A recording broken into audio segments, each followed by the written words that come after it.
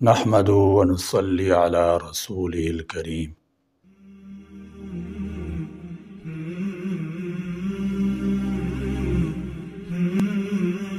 قرآن پاک اللہ تبارک و تعالی کی وہ مقدس کتاب ہے جو ایک معجزہ کی حیثیت رکھتی ہے۔ یہ کتاب انسانی ہدایت کی آخری کتاب ہے جس میں عقائد، عبادات، معاملات کے تمام مسائل موجود ہیں۔ قرآن مجید کا پڑھنا، پڑھانا اور اس پر عمل کرنا باعث رحمت، باعث برکت اور موجب مغفرت ہے۔ تاریخ انسانی میں سب سے زیادہ پڑھی جانے والی کتاب یہی مقدس کتاب قرآن مجید ہے۔ قرآن مجید کی ترتیب در حقیقت صورتوں کے مطابق ہے، پھر اس کو اپنے معمول کے مطابق پڑھنے والوں نے اپنی آسانی کی خاطر مختلف اجزاء میں تقسیم کیا، جسے ہم زیادہ تر ایک ماہ میں قرآن پاک ختم کرتے ہیں۔ اس لیے اس کے 30 جز، 30 حصے، 30 پارے کیے گئے۔ تابعین، تبع تابعین، صحابہ کرام رضی اللہ تعالی عنہم کی اکثریت 7 دن میں ختم قرآن کرتے تھے۔ ان کے مطابق اس کی 7 منزلیں قائم ہوئیں۔ ان 7 منزلوں کی تفہیم کے لیے ایک عربی فقرہ ہے، فمی بشوقن، یعنی پہلی منزل فا سے یعنی سورہ فاتح سے شروع ہوتی ہے، دوسری منزل میم یعنی سورہ مائدہ سے، تیسری منزل یا یعنی سورہ یونس سے، چوتھی منزل با یعنی سورہ بنی اسرائیل سے، پانچویں منزل شین یعنی سورہ شعراء سے، چھٹی منزل واو یعنی سورہ والصافات سے، ساتویں منزل قاف یعنی سورہ قاف سے شروع ہوتی ہے۔ رمضان المبارک میں ہر مسجد میں نماز تراویح میں قرآن مجید سنانے اور سننے اور اس کے ختم کا باقاعدہ الحمدللہ اہتمام ہوتا ہے۔ حفاظ کرام اپنے اپنے شوق کے مطابق اور اپنے اپنے ذوق کے مطابق اور اپنی اپنی استطاعت کے مطابق روزانہ تراویح میں سنانے کا اہتمام کرتے ہیں اور اس کے مطابق قرآن پاک کا حصہ تلاوت کرتے ہیں۔ کوئی 1.25 پارہ اور کوئی اس سے زیادہ اپنے شوق ذوق کے مطابق تقسیم کرتا ہے۔ ہمارے قاری مدثر بشیر صاحب ماشاءاللہ شروع میں کچھ دن 2 پارے، پھر کچھ دن 1.5 پارہ اور پھر 1 پارہ تلاوت فرماتے رہے۔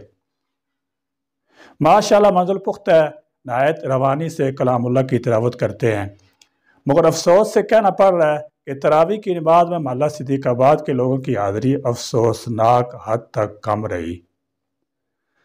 اللہ تبارک و تعالی ہم سب کو ہدایت عطا فرمائے اور قرآن کا شغف عطا فرمائے۔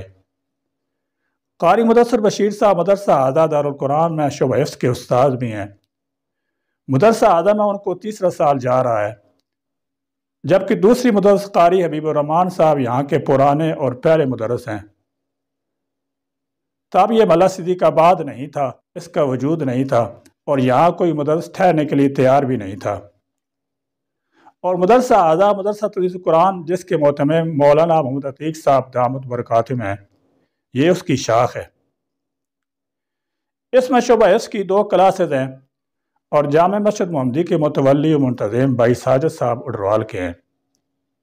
الغرض مسلمانوں کے عروج زوال کی کہانی علامہ محمد اقبال رحمۃ اللہ تعالی علیہ نے خوب بیان کی ہے۔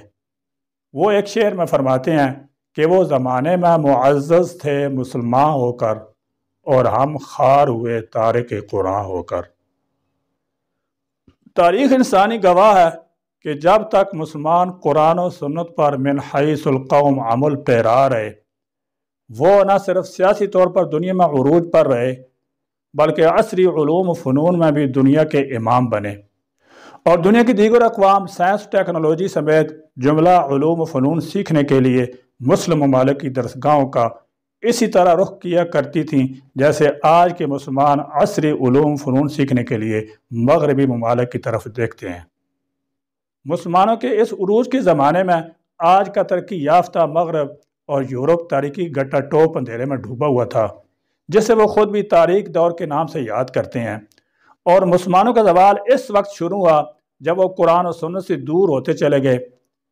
ماہرین دینیات اس بات کو یوں واضح کرتے ہیں کہ اسلام ایک مکمل اور ترقی یافتہ دین ہے جو دنیا کے تمام معاملات میں درست سمت رہنمائی فراہم کرنے کی بھرپور صلاحیت رکھتا ہے۔ لہذا مسلمان جب تک اپنے دین کے اصل ماخذ یعنی قرآن و سنت سے رہنمائی حاصل کرتے رہے، دنیا میں کامیاب و کامران رہے۔ مسلمانوں کے بعد نادان دوست مسلمانوں کو بھی دانستہ یا نادانستہ طور پر اپنے دنیوی معاملات کو اپنے دین سے جدا کرنے کے اور اس راستے پر چلانا چاہتے ہیں جس پر چل کر مغرب نے ترقی کی ہے۔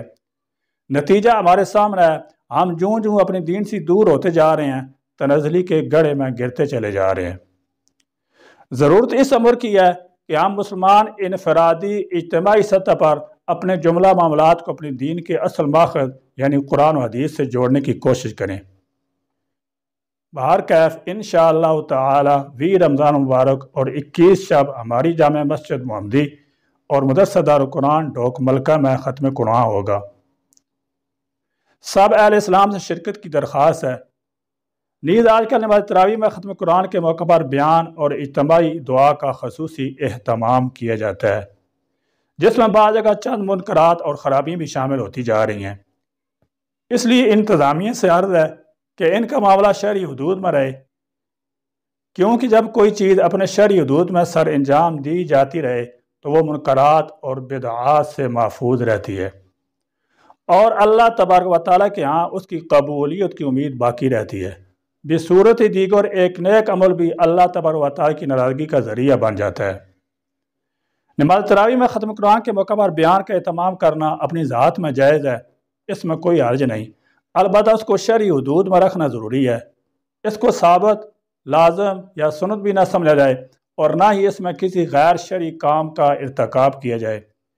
اس لیے اگر اس کو سنت یا لازم سمجھا جائے اور بیان کا اہتمام نہ کرنے والوں پر ملامت کی جائے تو ایسی صورت میں اس کو ترک کرنا ضروری ہوگا۔ اسی طرح اگر اس میں کوئی اور غیر شرعی کام شامل ہو جائے تو ایسی صورت میں بھی اس کا اجتناب کرنا ضروری ہوگا۔ نماز تراویح میں ختم قرآن کے موقع پر دعا کا اہتمام جائز ہے، بلکہ بعض روایات کی روح سے ختم قرآن کے موقع پر دعا کی قبولیت کا موقع ہوتا ہے۔ اس لیے اس بنیاد پر دعا کا اہتمام کرنے میں کوئی حرج نہیں، بلکہ مفید اور بہتر ہے۔ معلوم ہوا کہ اس دعا کا بلا وجہ انکار بھی درست نہیں، البتہ اس دعا کو لازم نہ سمجھا جائے اور نہ ہی اس میں شرعی حدود سے تجاوز کیا جائے۔ مفاسد اور منکرات سے بچتے ہوئے بغیر التزام کے تکمیل قرآن کے موقع پر اختصار کے ساتھ قرآن کریم کے فضائل وغیرہ بیان کر دینے میں کوئی مذائقہ نہیں۔ متعدد روایات میں آیا ہے کہ ختم قرآن کے موقع پر دعائیں قبول ہوتی ہیں، اور بعض حضرات نے اس وقت دعا کرنے کو مستحب کہا ہے۔ اسی لیے ہمارے اکابر مشائخ کا ختم قرآن کے بعد دعا کا معمول ہے۔ خلاصہ یہ ہے کہ نماز تراویح میں ختم قرآن کے موقع پر بیان اور دعا کے اہتمام کرنے میں کوئی حرج نہیں، بلکہ یہ جائز ہے، البتہ ان کو شرعی حدود میں رکھنا ضروری ہے۔ بارگاہ الہی میں دعا ہے کہ اس ماہ مبارک کی جو ساعات باقی ہیں ہم سب کو ان کی قدر کرنے اور اللہ تعالیٰ جل شانہ ہمیں زیادہ سے زیادہ نیک اعمال کی توفیق عطا فرمائیں، اور ہمارا شمار اپنے مقرب بندوں میں فرما کر ہمیں دونوں جہانوں کی کامیابی عطا فرمائے۔ آمین یا رب العالمین، وآخر دعوانا الحمدللہ رب العالمین۔